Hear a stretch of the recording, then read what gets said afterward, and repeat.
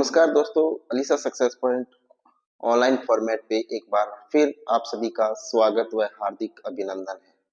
आज की क्लास जो रहने वाली है सेकंड ग्रेड इंग्लिश से संबंधित जो भी विद्यार्थी है उनके लिए ये महत्वपूर्ण क्लास है।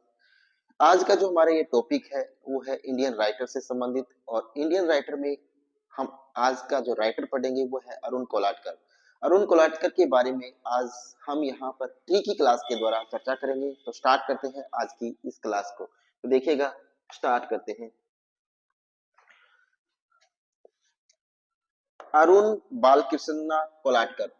अरुण बालकृष्ण कोलाटकर जो इनका पूरा नाम है, इनका जो जन्म होता है वो 1 सितंबर 1932 के अंदर इनका जन्म होता है। इनकी जो डेथ होती है, इनकी जो मृत्यु होती है दोस्तों, वो होती है 25 सितंबर 2004 में इनकी मृत्यु होती है। कहां पर? पुणे। और पुणे का है महाराष्ट्र के अंदर, यानी 25 सितंबर 2004 में पुणे महाराष्ट्र के अंदर इनकी मृत्यु हो जाती है 71 वर्ष की उम्र में। ठीक है, तो दोस्तों अरुण बालकृष्ण जो कोलाटकर है, ये स्वतंत्रता के बाद सबसे प्रभावशाली कवियों में से एक कवि थे। ठीक है, तो पढ़ते हैं। इनकी जो पहली जो पोएम थी जेजुरी, जिसके लिए इन्हें क्या मिला था? कॉमनवेल्थ अवार्ड मिला था। ठीक है, कॉमनवेल्थ अवार्ड जो इन्हें मिला था वो जेजुरी के लिए मिला था 1977 में। तो चर्चा करते हैं, डिटेल्स देखिएगा यहाँ पर। तो अरुण बालकृष्ण कोलाटकर इनका पूरा नाम है। Is one of the most influential होता है, सबसे बेहतर, सबसे प्रभावशाली, बेहतर या प्रभावशाली।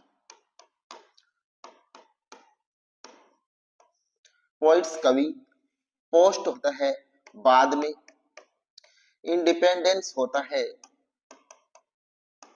स्वतंत्रता, एरा होता है युग। तो क्या कह रहे हैं कि अरुण बालकृष्ण कोलाटकर स्वतंत्रता के बाद के युग में सबसे प्रभावशाली कवियों में से एक कवि थे। ओके, अब आगे देखिएगा। He was a बिलिंगुअल। बिलिंगुअल क्या होता है दोस्तों? बिलिंगुअल का अर्थ होता है द्विभाषी। द्विभाषी क्या होता है दोस्तों? ये बताइएगा कि द्विभाषी क्या होता है। द्विभाषी वो होते हैं जो दो भाषाएं बोलना या लिखना जानते हैं। तो द्विभाषी होता क्या है? जो दो भाषाओं को बोलते हैं और उसमें लिखते हैं, उसे द्विभाषी कहते हैं, यानी बिलिंगुअल कहते हैं। तो bilingual poet who writes in Marathi and English. तो अरुण बालकृष्ण कोलाटकर है, वो द्विभाषी कवि थे जो लिखते थे किस भाषाओं में? मराठी और अंग्रेजी भाषा में वो लिखते थे। ठीक है, तो ये बात ध्यान रखना कि बालकृष्ण कोलाटकर जी जो है वो एक बिलिंगुअल पोइट थे। ओके, आगे देखिए। Jejuri 1976 is the finest collection of poems.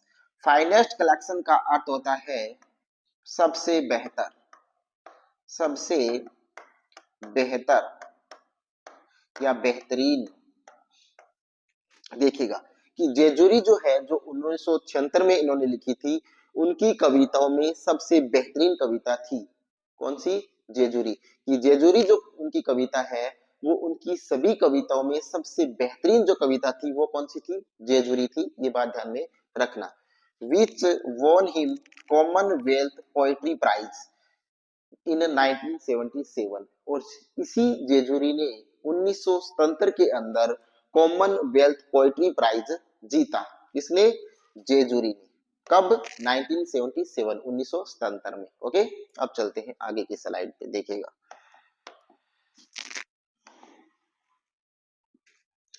इनका पोएट्री कलेक्शन देखिएगा दोस्तों। Poetry collection in English. Jejuri जो इन्होंने 1976 में लिखा। काला घोड़ा पोइम्स 2004 में लिखा। सरपस्तर जो 2004 में लिखा। The boat ride and other poems 2008 में लिखी। इन्हें जो अवार्ड मिले थे वो देखेगा, अवार्ड्स कॉमनवेल्थ राइटर प्राइज 1977, ये इन्हें अवार्ड मिला था वो कौन सा, कॉमनवेल्थ राइटर प्राइज इन्हें मिला 1977 में, जो जेजोरी के लिए मिला था। अगला है साहित्य अकादमी अवार्ड भी इन्हें मिला है। साहित्य अकादमी अवार्ड जो इन्हें मिला वो 2004 और 5 में मिला, यानी कहीं पर 2004 लिखा है, कहीं पर 2005 लिखा है, लेकिन ये जो अवार्ड इन्हें मिला था कौन सा, साहित्य अकादमी अवार्ड, ये अरुण कोलाटकर जी को कब मिला था, इनकी मृत्यु के बाद मिला था।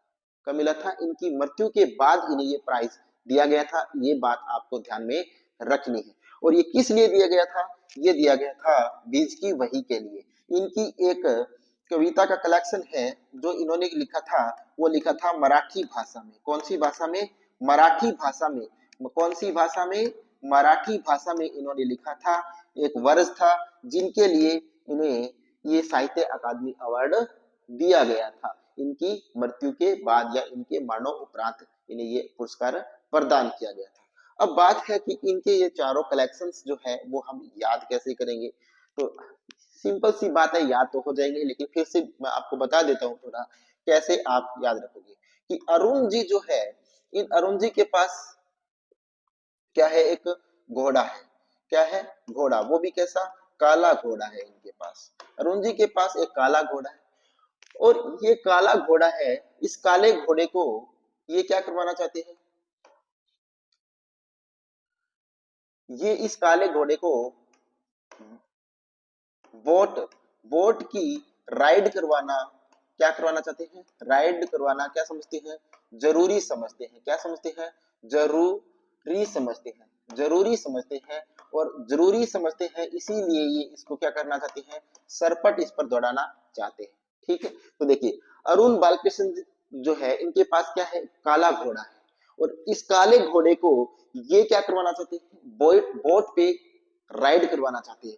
बोट पे राइड करवाना, ये इसको क्या समझते हैं, जरूरी समझते हैं। तो जरूरी समझते हैं इसीलिए इस घोड़े को ये इस बोट के ऊपर क्या करवाएंगे, सरपट दौड़ाएंगे। तो इस चारों चीजों से आपको ध्यान रखना है कि अरुण जी के पास एक काला घोड़ा है, काले घोड़े को ये बोट पर राइड कराना जरूरी समझते हैं, और जरूरी समझते हैं इसीलिए ये क्या कर घोड़े को सरपट दौड़ाएंगे।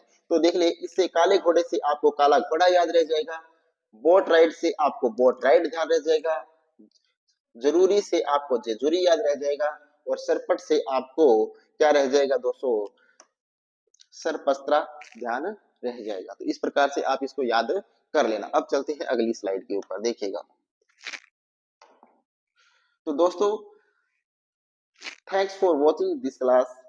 आशा करता हूँ कि ये क्लास आपको अच्छी और बेहतरीन लगी होगी, और जो अरुण कोलाटकर जी से संबंधित ये छोटी सी जो क्लास थी, ये सेकंड ग्रेड इंग्लिश की जो स्टूडेंट है उनके लिए बहुत ही महत्वपूर्ण क्लास रहने वाली है। तो आप इस क्लास को ज्यादा से ज्यादा अपने दोस्तों तक शेयर कीजिएगा। आप सभी लोग, आशा करता हूँ कि चलाते होंगे, इंस्टाग्राम है, फेसबुक है, टेलीग्राम है, उन सभी पर अपने दोस्तों तक शेयर कीजिएगा। थैंक यू, धन्यवाद, जय हिंद, जय भारत।